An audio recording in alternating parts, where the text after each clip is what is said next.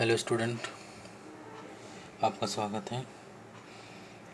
I hope आप सब स्वस्थ होंगे, ठीक, और मन लगा के पढ़ाई कर रहे होंगे।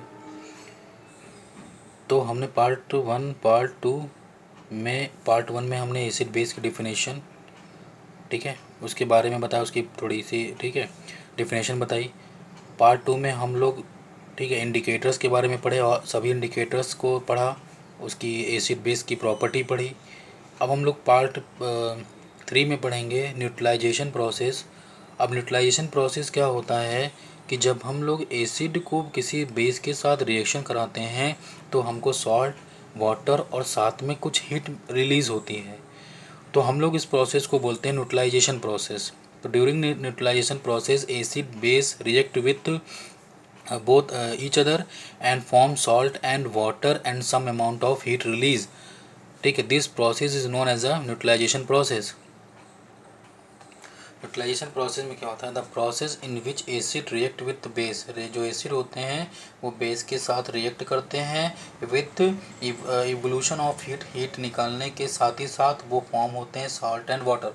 तो सॉल्ट और वाटर भी रिलीज़ करते हैं। जैसे एसिड, ठीक, किसके साथ रिएक्शन किया, एसिड आपका बेस के साथ रिएक्शन किया, ठीक है, gives out salt plus water और हीट, सम अमाउंट में हीट भी रिलीज़ किया। एसिड जैसे है HCl ले लिया प्लस बेस NaOH ले लिया, ठीक, रिलीज़ किया सॉल्ट, सोडियम क्लोराइड बना NaCl और साथ में वाटर H2O और हीट रिलीज़ किया। इसका नेम क्या है, hydrochloric acid. Hydrochloric acid, base क्या है, सोडियम हाइड्रोक्साइड,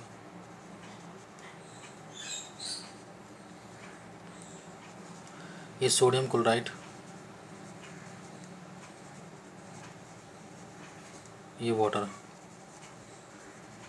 ठीक। तो सोडियम हाइड्रोक्लोराइड, जब सोडियम हाइड्रोक्साइड बेस के साथ रिएक्शन करता है तो सोडियम क्लोराइड सॉल्ट, ये सॉल्ट होता है, ठीक, और ये वाटर रिलीज़ करता है, साथ में थोड़ी अमाउंट में हीट रिलीज़ करता है। तो इस प्रोसेस को हम लोग बोलते हैं न्यूट्रलाइजेशन प्रोसेस।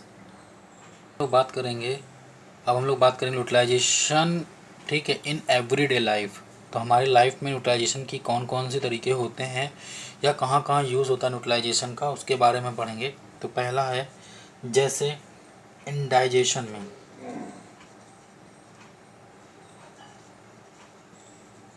इंडाइजेशन, तो जब भी हम क्या करते हैं, ईट कर देते हैं, जब भी कैसा यूज़ होता है न्यूट्रलाइजेशन, तो जब भी हम लोग क्या करते हैं, ईट करते हैं हैवी फूड, ठीक है, हैवी फूड ईट करते हैं तो हमारे जो स्टमक होता है ना, हमारा जो स्टमक होता है, ठीक है, वो क्या, स्टमक जो होता है वो क्या काम करता है, वो रिलीज़ करता है हाइड्रोक्लोरिक एसिड HCl रिलीज़ करता है।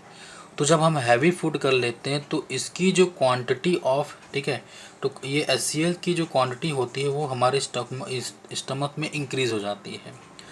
तो जब इंक्रीज हो जाती है तो हमको क्या हो जाती है, एसिडिटी हो जाती है, ठीक, एसिडिटी हो जाती है और हमें क्या होती है, हमारे मुंह में, ठीक है, सॉर टेस्ट आता है, जिसे हम लोग बोलते हैं खट्टी डकार आना, ठीक है।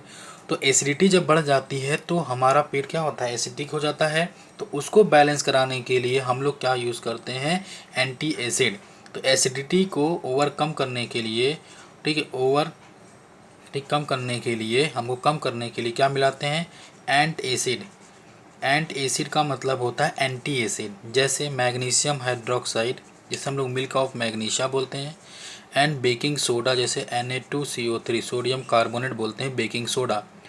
तो मिल्क ऑफ मैग्नीशिया और हम लोग सोडियम कार्बोनेट का यूज़ करते हैं इंडाइजेशन को करने के लिए। तो हम जब भी हमारे पेट में एसिडिटी हो जाती है तो हम लोग क्या करते हैं, एंटासिड का यूज़ करते हैं। और ये एंटासिड क्या करता है, जो हमारे एक्सेस अमाउंट में HCl होता है उसके साथ रिएक्शन करके उसको बैलेंस करता है और हमारे जो इंडाइजेशन होता है उसको क्या करता है, ओवरकम करता है, जिसकी वजह से हमको पेन भी कम होता है और हमारा, ठीक है, पेट भी हाइड्रोक्लोरिक एसिड जो एक्सेस में बना था वो भी क्या होता है, कम हो जाता है। तो ये हमारे लाइफ का, डेली लाइफ में पहला न्यूट्रलाइजेशन का एक एग्जांपल था। हम लोग नेक्स्ट इसका डेली लाइफ में एग्जांपल देखेंगे न्यूट्रलाइजेशन का सॉइल ट्रीटमेंट में। तो जितने भी सॉइल होते हैं या जितने भी जो प्लांट होते हैं, ठीक है, प्लांट का जो ग्रोथ होता है वो किस में होता है, न्यूट्रल लैंड में होता है, ठीक है, न्यूट्रल लैंड में होता है। ना तो वो एसिड होना चाहिए ना ही बेसिड होना चाहिए। बट कुछ जो एसिड, जो कुछ लैंड होते हैं, ठीक है, जो कुछ लैंड होते हैं वो एसिडिक हो जाते हैं। तो जिनमें क्या होता है, और कुछ जो लैंड होते हैं वो क्या हो जाते हैं, बेसिक हो जाते हैं, ठीक। तो लैंड एसिडिक और बेसिक हो जाने से जो प्लांट होता है उसका ग्रोथ नहीं हो पाता है। तो सबसे पहले हम उसका पता लगाते हैं एसिड है या बेस है।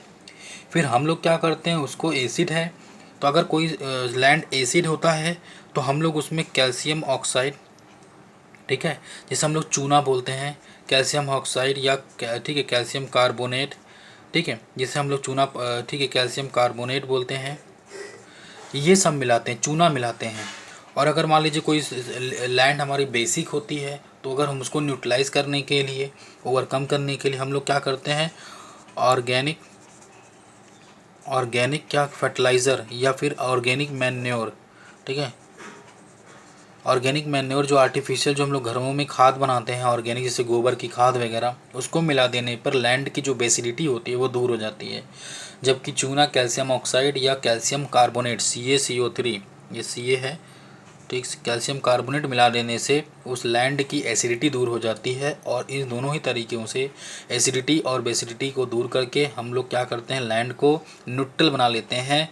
और जब न्यूट्रल लैंड बन जाती है तो उससे प्लांट का ग्रोथ अच्छे से होने लगता है। तो ये दूसरा एग्जाम्पल था, ठीक है, सॉइल ट्रीटमेंट न्यूट्रलाइजेशन का। नेक्स्ट एग्जाम्पल है स्टिंग ऑफ, ठीक, एंड्स और बी।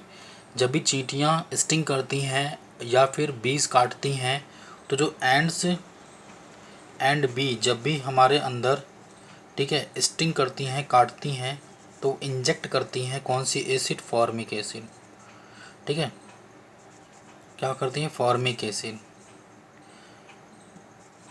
ठीक। फॉर्मिक एसिड का फॉर्मूला होता है HCOOH, ये होता है फॉर्मिक एसिड, ठीक है। तो जब फॉर्मिक एसिड को जब वो क्या करती हैं, ठीक, इंजेक्ट कर देती हैं हमारे शरीर के अंदर में, ठीक है, तो होता क्या है कि जलन हो जाती है, स्वेलिंग हो जाती है। तो उसको ओवरकम करने के लिए, क्योंकि ये एसिड है और एसिड को न्यूट्रलाइज करने के लिए हम लोग इसको क्या करेंगे, न्यूट्रलाइज करने के लिए हम लोग बेस मिलाएंगे। और बेस ऐसा नहीं है कि हम लोग डायरेक्ट कोई भी स्ट्रॉन्ग बेस यूज़ कर लेंगे तो हाथ जल जाएगा, ऐसा नहीं। जो ऑर्गेनिक बेस होता है उसको यूज़ करेंगे, जैसे कि वेनेगर यूज़ कर सकते हैं, वेनेगर, ठीक, सॉरी, हाँ। तो जैसे एसिड है तो ठीक है, वेनेगर क्या होता है, आपका स्टिक एसिड होता है, उसको यूज़ करेंगे तो और जल जाएगा। तो जब एसिड होता है, जब ही हो जाता है तो हम लोग क्या करते हैं, बेकिंग सोडा, ठीक है, बेकिंग सोडा, ठीक है, बेकिंग सोडा या टूथपेस्ट, ठीक है, तो टूथपेस्ट, जो टूथपेस्ट होता है वो भी क्या होता है, बेसिक नेचर का होता है। तो हम दोनों को ही अपने हाथ जहाँ पे वो काटा रहता है वहाँ पे क्या करते हैं, उसको रगड़ते हैं, ठीक है, उसको क्या करते हैं, मलते हैं। तो क्या हो जाता है कि उसकी एसिडिटी दूर हो जाती है और स्वेलिंग से हमको रिलीफ कम होता है, जलन कम होती है, ठीक है ना। और अगर मान लीजिए कोई ऐसा कीड़ा काट ले जो हमारे शरीर में क्या करे, बेस इंजेक्ट करे, जैसे होता है वेस्प, वेस्प एक कीड़ा होता है जो हमारे शरीर में क्या करता है, ठीक है, काटता है तो वो बेस इंजेक्ट करता है। तो हमको उसको न्यूट्रलाइज करने के लिए क्या करना पड़ता है, उसमें हम लोग न्यूट्रलाइज करने के लिए क्या मिलाते हैं, वेनेगर। तो हम लोग उसको क्या मलते हैं, वेनेगर यूज़ करते हैं, ठीक है, वेनेगर, जिसे हम लोग सिरका बोलते हैं, उसको मलते हैं तो हमको उससे रिलीज़ मिलता है जब कोई कीड़ा जो बेस इंजेक्ट करता है, ठीक है, ठीक है। ये हमारा चौथा एग्जाम्पल होगा। चौथा एग्जाम्पल होता है सॉर ऑफ मिल्क। तो दूध का खट्टा हो जाना। तो हम लोग को पता है जो दूध होता है, तो मिल्क होता है, मिल्क, जब मिल्क में कौन सा एसिड होता है, लैक्टिक एसिड होता है, ठीक है। तो दूध जब काफ़ी देर तक रख दिया जाता है तो उसमें जो लैक्टिक एसिड, जो बैक्टीरिया होते हैं वो लैक्टिक एसिड प्रोड्यूस करते हैं। और आपको पता है एसिड का स्वाद क्या होता है, खट्टा होता है। इसलिए जो होता है मिल्क हमारा क्या होता है, क्या हो जाता है, मिल्क जो हमारा हो जाता है वो खट्टा हो जाता है। और धीमे धीमे यही जो एसिड होता है, यही बैक्टीरिया एक्सिस में हो जाता है, ठीक है, ठीक है। तो हमारा जो मिल्क होता है सॉर हो जाता है, और यही जो बैक्सेस में होता है जब ज़्यादा एसिडिक हो जाता है तो वो कर्ड में धीमे धीमे दही में कन्वर्ट हो जाता है। तो ये जो जो एग्जांपल्स थे वो न्यूट्रलाइजेशन के डेली लाइफ में यूज हो, हमारे डेली लाइफ में ये न्यूट्रलाइजेशन प्रोसेस होते रहते हैं। तो इनको हम लोग क्या करते हैं, यूज़ करते हैं। अगर आपको इसका नोट चाहिए होगा तो नीचे डिस्क्रिप्शन बॉक्स में एक लिंक दी होती है, आप उस पर लिंक में क्लिक करके उसको इसका PDF डाउनलोड कर सकते हैं। और अगर आपको मेरी वीडियो बहुत अच्छी लगती हो तो फिर मेरे चैनल को सब्सक्राइब कर लीजिए और इस वीडियो को लाइक करके चैनल को शेयर कर दीजिए सभी में। Okay, thank you so much.